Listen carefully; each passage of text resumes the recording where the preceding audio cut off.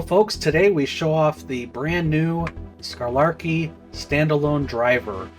Now what this driver is intended for is to allow for anyone with Skalarki hardware to interface with Microsoft Flight Simulator. And in doing so, it allows for full control of all components from Skalarki for all components that are exposed in Microsoft Flight Simulator. When you first purchase this driver, you will be given the fly-by-wire A32NX development version program, and what that allows you to do is control the entire fly-by-wire A32NX plane with your Skalarki equipment. Alright, so without further ado, we have got it installed here. When you first install it, it is also going to provide you with an owner's manual.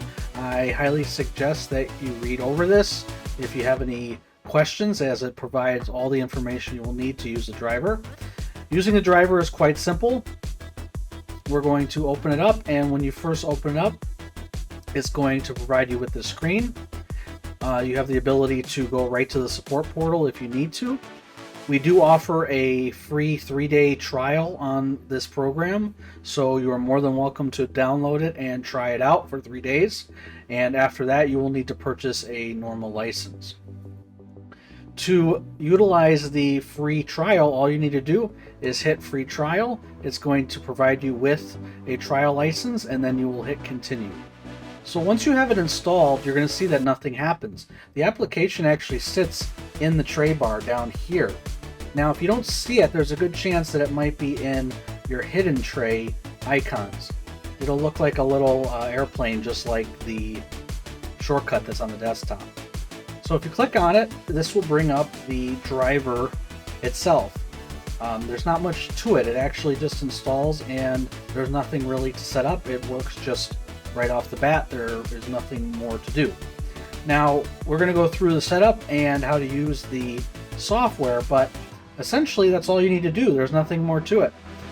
So if we load up Skalarki Profiler, as long as you have all the settings, it's automatically going to connect. If we come over here, you will see now it says connected. If we stop the SDK mode, you will see that it automatically disconnects. If we close the Skalarki Profiler, you will see it automatically knows when the Skalarki Profiler is running and connected. So there is nothing really that you need to do for setting this up. Now, in order to make sure that the profiler has the correct settings, we're going to stop the SDK, we're going to go to settings, and you want to make sure the most important thing is that the server port is 53000 and that your server settings are 127.0.0.1. The rest of this does not matter. I would recommend, however, that you go through all of your settings and make sure that you have the correct items that you own selected, or else it probably is going to have some issues. Once you have that, we're going to come back to start SDK mode, and again, there is nothing more to it in terms of setting it up. Alright, so you'll notice that the Skalarki is connected and ready to go. You do have the ability to minimize it anytime by pressing the black button. You also, of course, can close the application by pressing the X. It's going to always make sure that you want to close it before you do so. If you hit setup, that's where you're going to get into the setup of the driver. Now again, most of this you're not going to have to touch. If you'd like to, you're more than welcome to recalibrate your throttles and your speed brakes and your flaps, but there's really no reason to, as it's going to be automatically calibrated right when you install it. Now you'll notice that the flaps have a little bit of a different calibration, where you're going to need to set your flaps lever to 0 first, then you're going to need to set it to full, and then you can do the set 1, 2, and 3. To calibrate is quite simple. You just put the throttle where you want it for your minimum setting, and you hit the set button, and it will say set. And when you want to do your max setting, you will hit max and say set.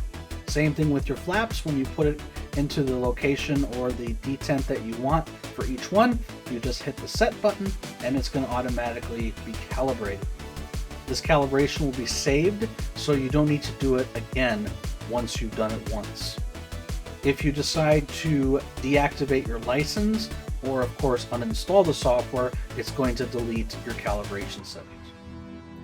If we go to backlight, it's going to allow you to turn off and on the backlights manually. As you can see, you can turn on and off the FCU, the overhead, or the pedestal manually. You can also just do all of them all at once. Now, if you want certain backlights to come on at certain points of the plane, that's where the DC and AC come in handy.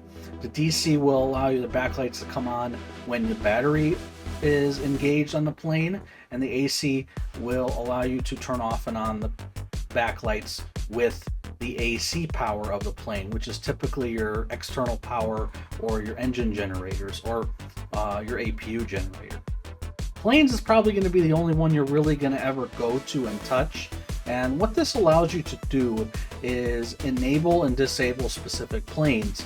Currently, at the time of this video, we only have 2 planes available.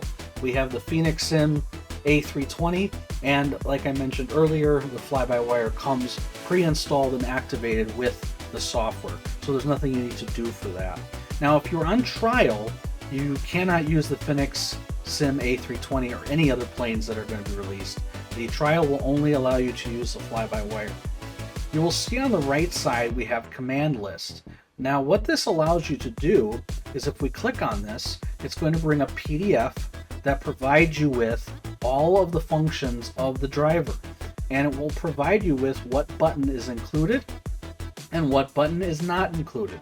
For example, if we look at anti-ice, the wing fault LED is not included with this driver. For example, we have the EFIS, and you can see that most of the EFIS is included. Actually, all of the EFIS is included with this driver, so you can use every single button on it. And you can go through these and take a look. If there's a specific button that's not working, more than likely it's not included in the driver, and more than likely it's not included with the actual plane. So as time goes on, if the drivers require adjustment because the plane manufacturer decided to add buttons or add LEDs or add displays, you will see that we will update this list and we will update the driver. So that's what the command list is for. Now you'll notice that the Phoenix Sim is not activated. I haven't activated it yet. So in order to activate it, I'm going to hit the activation button. Once I hit the activation button, you're going to get a plain activation window that pops up. And this allows you to activate or deactivate corresponding planes. So for this, we're going to activate the Phoenix. And once I hit activate, it's going to say Phoenix has been activated. Now you'll notice that it says activated but not installed. And the reason that is because we haven't actually installed it. There is a separate installation file for every plane, and when you purchase the plane, you will get that file. So in order to get the Phoenix actually functioning, we're going to need to install it. So to do so, we're going to close out of this, and you'll see I have the Skalarki add-on Phoenix file here. I'm going to say OK, and it's a very quick and easy install, and we're done. We're going to click on the driver once again, and you will see when we come back to our planes, it now says activated and installed. And that's how you know that you are ready to go and it will function. If you don't have activated and installed, the plane will not function.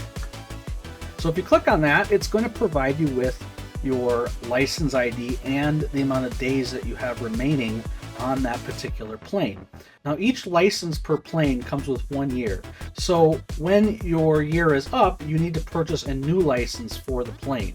And that's what provides the days remaining. And that's why it shows days remaining here. You have the ability to deactivate the plane. Let's say you are moving computers and you need to deactivate the plane. This is where you would go ahead and do so. The next window is the debug window, and the debug window basically just shows you everything that's going on. It shows that Skalarki has been connected, which it has. If we had the simulator running, it would show you what's going on with the simulator. You can clear it, you can auto scroll. It's very basic. This is more for debugging, and that's the whole reason it's in the debug window. Generally, you're not going to go to this menu at all. This is just for initial setup. If we come up to the question mark, this is going to provide you with your license information. This allows you to check for updates, configure your updates, and of course deactivate your license. Now if you deactivate the main license, note that it will also deactivate the plane license at the same time. You can configure your updates here. Configuring your updates allows you to have it automatically check for updates, or you can of course just manually check for updates.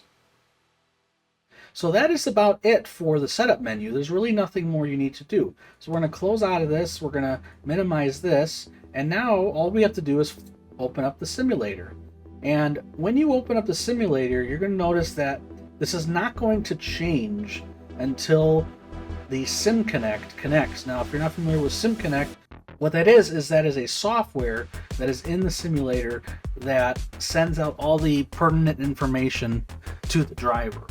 And that will not load till approximately about halfway into the loading screen. So we're going to watch it as it loads here, and you will notice when it is ready to go, that is going to go from not running to connected. Alright, so around midpoint, as you see, it then goes to connected, and that means you are ready to go and you no longer need to view this. Now you can also go to the debug window and it will also tell you that you have connected. Alright, so we loaded in here with the fly-by-wire. Now keep in mind that this driver only works with the development version of fly-by-wire. We're going to hit ready to fly. Once you hit ready to fly, everything is going to get synced up. All of the hardware is going to get synced up, and all of the LEDs and so forth will get synced up to the plane. Now you can go over to your setup and take a look, and you can see we have a couple things already working out for us. And this is a good way to know if you are connected and functioning. So for example, if I go up to external power, you're going to see a number of things start to happen.